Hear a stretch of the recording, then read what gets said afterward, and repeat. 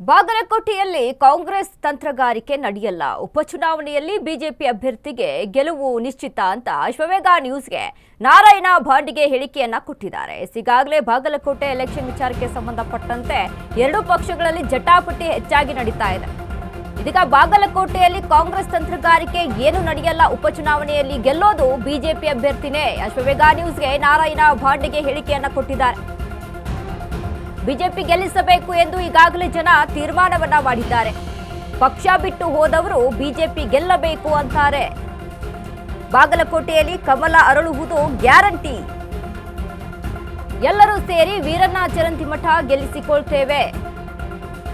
ಕಾಂಗ್ರೆಸ್ ಆಡಳಿತದಿಂದ ಜನರು ಕಂಗಾಲಾಗಿದ್ದಾರೆ. ಉಪಚುನಾವಣೆ ಮೂಲಕ ಜನ ಸಂದೇಶವನ್ನ ಕೊಡ್ತಾರೆ. ನಮ್ಮದೇ ಗೆಲುವು ಎಂದ ರಾಜ್ಯಸಭಾ ಬಿಜೆಪಿ ಸದಸ್ಯ. ಬಾಗಲಕೋಟೆಯಲ್ಲಿ ಕಾಂಗ್ರೆಸ್ ತಂತ್ರಗಾರಿಕೆ ನಡೆಯಲ್ಲ, ಗೆಲ್ಲೋದು ಬಿಜೆಪಿನೇ. ಬಿಜೆಪಿ ಅಭ್ಯರ್ಥಿನೇ ಗೆಲುವನ್ನ ಸಾಧಿಸುತ್ತಾರೆ ಅಂತ ಅಶ್ವವೇಗ ನ್ಯೂಸ್ಗೆ ನಾರಾಯಣ ಭಾಂಡಿಗೆ ಹೇಳಿಕೆಯನ್ನ ಕೊಟ್ಟಿದ್ದಾರೆ.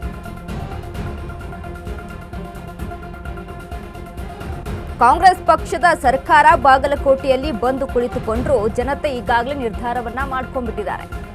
ಅಂದ್ರೆ ಕಾಂಗ್ರೆಸ್ ಪಕ್ಷ ಎಲ್ರಿಗೂ ಸಹಿತ ಬೇಸತ್ತು ಹೋಗ್ಬಿಟ್ಟಿದೆ. ಈಗಾಗಲೇ ಕಾಂಗ್ರೆಸ್ನ ಆಡಳಿತ ಯಾವ ರೀತಿಯಾಗಿದೆ, ಯಾವ ರೀತಿಗೆ ದಿಕ್ಕಾಪಾಲಾಗಿದೆ ರಾಜ್ಯ ಅನ್ನೋದನ್ನ ಅಲ್ಲಿ ಗಮನಿಸಿಬಿಟ್ಟಿದ್ದಾರೆ. ಹಾಗಾಗಿ ಕಾಂಗ್ರೆಸ್ ಪಕ್ಷವನ್ನ ಈ ಬಾರಿ ನಂಬುವುದಿಲ್ಲ ಜನ.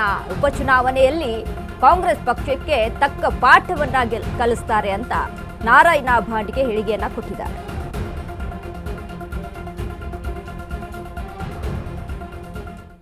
ಉಪಚುನಾವಣೆ ಘೋಷಣೆ ಆಗಿರೋ ಜೊತೆಗೆ ಈಗ ಬಿಜೆಪಿ ಅಭ್ಯರ್ಥಿ ಸಹ ಅಧಿಕೃತವಾಗಿ ಘೋಷಣೆ ಆಗಿದೆ. ಮಾಜಿ ಶಾಸಕರಾಗಿಂತ ವೀರಣ್ಣ ಚರಂತಿಮಠ ಅವರು ಅಭ್ಯರ್ಥಿಯಾಗಿ ಘೋಷಣೆ ಆಗಿರೋ ಜೊತೆಗೆ ಬಿಜೆಪಿಯಲ್ಲಿ ಏನೆಲ್ಲ ಬದಲಾವಣೆ ಆಗ್ತಿರೋ ಜೊತೆಗೆ ಅಂದ್ರೆ ಪ್ರಚಾರ ಯಾವ ತರ ಮಾಡ್ತಾ ಇದ್ದಾರೆ ಮತ್ತು ಏನೆಲ್ಲ ರಣತಂತ್ರ ರೂಪಿಸುತ್ತಿದ್ದಾರೆ, ಹೇಗೆಲ್ಲ ಪ್ರಚಾರದ ಕಾರ್ಯಗಳು ಇರುತ್ತೆ ಎಂಬ ಬಗ್ಗೆ ಏನು ರಾಜ್ಯಸಭಾ ಸದಸ್ಯರಾಗಿರುವಂತಹ ನಾರಾಯಣ ಭಾಂಡಿಗೆ ಅವರಿದ್ದಾರೆ, ಅವರನ್ನು ಕೇಳೋಣ. ಮತ್ತು ಈ ರಾಜ್ಯ ಮಟ್ಟದ ಮುಖಂಡರು ಯಾವಾಗ ಬರ್ತಾರೆ, ಏನೆಲ್ಲ ಪ್ರಚಾರ ಇರುತ್ತೆ, ಹೇಗೆಲ್ಲ ತಂತ್ರಗಾರಿಕೆ ಮಾಡ್ತಾರೆ ಅಂತ ಕೇಳೋಣ ಬನ್ನಿ. ಸರ್ ನಮಸ್ಕಾರ. ಸರ್, ಈಗ ಯುಗಾದಿ ದಿನದಂದು ನಿಮಗೆ ಬಿಜೆಪಿಯಿಂದ ಸಿಹಿ ಸುದ್ದಿ ಬಂದಿದೆ. ಈ ಸಿಹಿ ಸುದ್ದಿ ಮುಂದಿನವರೆಗೂ ಬೇವು ಬೆಲ್ಲ ಹಂಗೆ ಇರುತ್ತೋ, ಬೆಲ್ಲ ಅಷ್ಟೇ ಇರುತ್ತೋ, ಮುಂದಿನ ಸಿಹಿಯಾಗಿ ಕೈಯಾಗಿ ಇರುತ್ತೋ ಅನ್ನೋ ಬಗ್ಗೆ ನೀವು ಏನ್ ಹೇಳ್ತೀರ? ನಮ್ಮ ಕೇಂದ್ರದಿಂದ ಇವತ್ತು ಸನ್ಮಾನ್ಯ ವೀರಣ್ಣ ಚರಂತಿಮಠ ಅವರ ಹೆಸರನ್ನು ಘೋಷಿಸಲಾಗಿದೆ ಅಭ್ಯರ್ಥಿಯಾಗಿ. ಇದು ನೀವು ಹೇಳಿದ ಪ್ರಕಾರ ಕೇವಲ ಭಾರತೀಯ ಜನತಾ ಪಾರ್ಟಿಗೆ ಸಿಹಿ ಸುದ್ದಿ ಅಲ್ಲ, ಇದು ಸಂಪೂರ್ಣ ಬಾಗಲಕೋಟ್ ವಿಧಾನಸಭಾ ಮತಕ್ಷೇತ್ರದ ಎಲ್ಲ ಮತದಾರಿಗೂ ಸಿಹಿ ಸುದ್ದಿ. ಬೇವು ಬೆಲ್ಲ ಕೂಡಿ ಇವತ್ತು ನಾವು ಹಂಚಿದರೂ ಕೂಡ ಆ ಬೇವಿನ ಕಹಿ ಮರೆತು ಕೇವಲ ಸಿಹಿಯನ್ನು ಉಳಿಸ್ತಕ್ಕಂಥ ಕೆಲಸ ಇವತ್ತು ಬಾಗಲಕೋಟೆ ವಿಧಾನಸಭಾ ಮತಕ್ಷೇತ್ರದಲ್ಲಿ ಆಗ್ತಾ ಇದೆ. ಅದಕ್ಕೆ ಕಾರಣ ಕೂಡ ಇದೆ. ಕಳೆದ ಸಲ ಅವರು ಶಾಸಕರಿದ್ದಾಗ ಅವರು ಮಾಡಿದಂತಹ ಸಾಧನೆ ಇವತ್ತಿಗೂ ಜನ ನೆನಪು ಮಾಡ್ತಾರೆ. ನಾವು ಇನ್ನೊಬ್ಬರಿಗೆ ಹೋಲಿಸ್ಲಿಕ್ಕೆ ಹೋಗುದಿಲ್ಲ ಹಿಂದಿನ ಶಾಸಕರು ಏನ್ ಮಾಡಿದ್ರು ಅಂತ.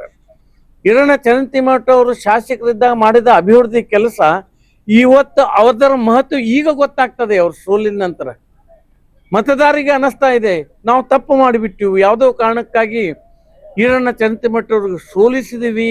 ಈ ತಪ್ಪು, ಈ ಸೇಡು ಈ ಚುನಾವಣೆಯಲ್ಲಿ ಅವರಿಗೆ 10 ಪಟ್ಟು ಮತ ಅಂತರದಿಂದ ಗೆಲ್ಲಿಸೋ ಸಲುವಾಗಿ ಬಾಗಲಕೋಟೆ ವಿಧಾನಸಭಾ ಮತಕ್ಷೇತ್ರದ ಜನತೆ ನಿರ್ಣಯ ಮಾಡಿದ್ದಾರೆ. ಎಲ್ಲ ನಾಯಕರು ಬರ್ತಾರೆ. ಪ್ರಹ್ಲಾದ್ ಜೋಶಿ ಅವರನ್ನು ಹಿಡ್ಕೊಂಡು, ರಾಜ್ಯ ಅಧ್ಯಕ್ಷರನ್ನು ಹಿಡ್ಕೊಂಡು, ಯಡಿಯೂರಪ್ಪ ಅವ್ರನ್ನ ಹಿಡ್ಕೊಂಡು, ಬೊಮ್ಮಾಯಿ ಅವರಾಗ್ಲಿ, ಜಗದೀಶ್ ಶೆಟ್ಟರ್ ಅವರು ಎಲ್ಲರೂ ಬರ್ತಾರೆ. ಪ್ರಶ್ನೆ ಇಲ್ಲ, ಎಲ್ಲರೂ ಬಂದೇ ಬರ್ತಾರೆ. ಅಂದ್ರೆ ಈಗ ಇದು ರಾಜ್ಯ ಮಟ್ಟದ ನಾಯಕರು ಅಷ್ಟೇ ಬರ್ತಾರೋ ಅಥವಾ ರಾಷ್ಟ್ರೀಯ ಮಟ್ಟದ ನಾಯಕರು ಏನಾದ್ರು ಈ ಪ್ರಚಾರಕ್ಕಾಗಿ ಬರಬಹುದು ಅಂತ ಅನಿಸ್ತಾ ಇದೆ? ಬಹುಶಃ ಬೈ ಎಲೆಕ್ಷನ್ದಲ್ಲಿ ಯಾರೂ ರಾಷ್ಟ್ರೀಯ ನಾಯಕರು ಬರುವುದಿಲ್ಲ, ಗೊತ್ತಿಲ್ಲ ನನಗೆ. ಚುನಾವಣೆ ಅಭಿವೃದ್ಧಿ ಪರವಾಗಿರುತ್ತೋ ಅಥವಾ ಸರ್ಕಾರದ ಪರವಾಗಿರುತ್ತೋ ಅಂತ ಅನಿಸ್ತಾ ಇದೆ?